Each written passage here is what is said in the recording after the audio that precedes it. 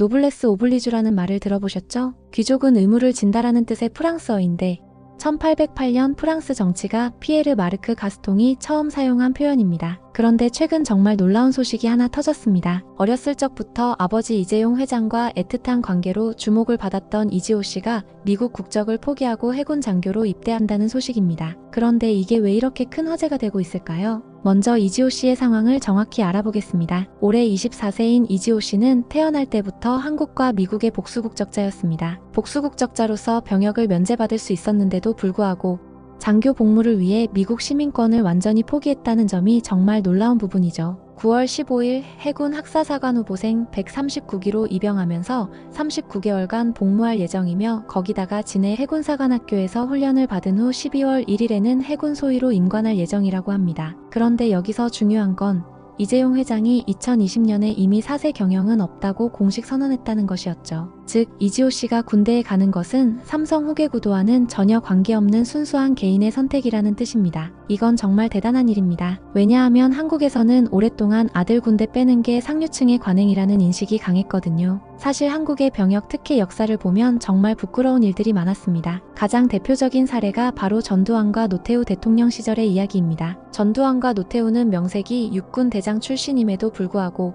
자기 아들들인 전제국과 노재헌을 6개월 만에 소위로 전역하는 석사장교로 보냈습니다. 그런데 더 기가 막힌 건 석사장교 제도가 도입된 시기입니다. 1982년에 도입되어서 1991년에 폐지됐는데 이게 정확히 전제국이 입대하는 해에 만들어지고 노재헌이 제대하는 해에 없어진 겁니다. 온전히 대통령 아들용, 있는 집 자식용 제도였던 거죠. 이 때문에 석사장교에 대한 국민들의 시선은 차가웠습니다. 하지만 이런 부끄러운 역사와는 달리 세계 다른 나라들은 어땠을까요? 미 26대 대통령 시어도어 루스벨트의 넷째 아들 쿠엔틴은 1차 세계대전에 공군 조종사로 참전했다가 독일 전투기와 공중전을 벌이던 중 총탄을 맞고 전사했습니다. 또한 35대 대통령 존 케네디의 맏형 조지프는 폭격기를 몰고 독일군 요새로 비행하다가 동체 결함으로 공중에서 사망했죠. 6.25 전쟁의 영웅인 제임스 벤플리트 8군 사령관의 아들도 B-26 폭격기를 몰고 평양 폭격에 나섰다가 실종됐습니다. 그런데 벤플리트 사령관의 반응이 정말 인상적이었어요. 부하들이 시신 수색대 출동을 건의하자 더 급한 일이 많다며 거부했다고 합니다. 한국 전쟁에서 죽은 지휘관의 아들이 수백 명이었으니 개인적인 고통을 내색할 수 없었던 거죠. 이런 희생들이 미국 사회에 깊은 울림을 남기며 엘리트들의 솔선수범을 당연시하는 전통으로 이어졌습니다. 그런데 최근 들어 한국의 재벌가들도 많이 달라지고 있습니다. SK그룹 최태원 회장의 차녀 최민정 씨는 여성으로서 병역 의무가 전혀 없었음에도 불구하고 2014년 해군사관학교 후보생으로 자원 입대했습니다. 그리고 소위로 임관한 후 청해부대 아덴만 파병 서해이 함대 근무를 거쳐 중위로 전역했죠. 자발적인 군 복무 사례로 당시 큰 화제가 됐습니다. 그리고 하나그룹 김승현 회장 가문도 대단합니다. 김승현 회장 본인이 공군 장교 출신이고 장남 김동관 부회장은 하버드를 졸업한 후 공군사관 후보생 117기로 입대해 통역장교로 복무했습니다. 차남 김동원 사장도 예일대를 졸업한 후 공군 장교로 복무했죠. 또한 코오롱그룹 이규호 부회장은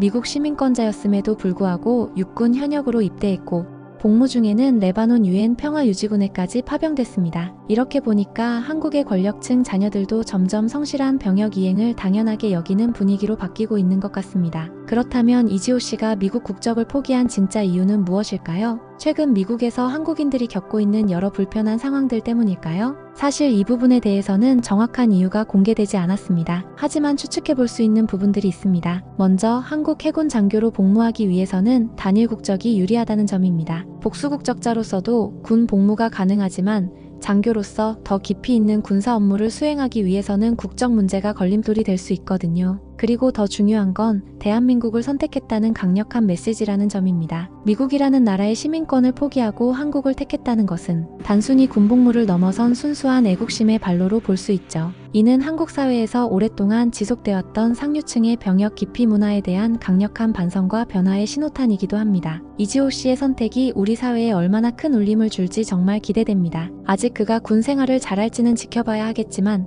도망가지 않았다는 사실 하나만으로도 충분히 신선하고 의미 있는 일이라고 생각합니다. 재벌의 자식이지만 동시에 대한민국의 아들로서 바다를 수호하겠다고 나선 이지호 씨의 앞날을 응원해봅니다. 다음에도 더 흥미로운 이야기로 찾아뵙겠습니다.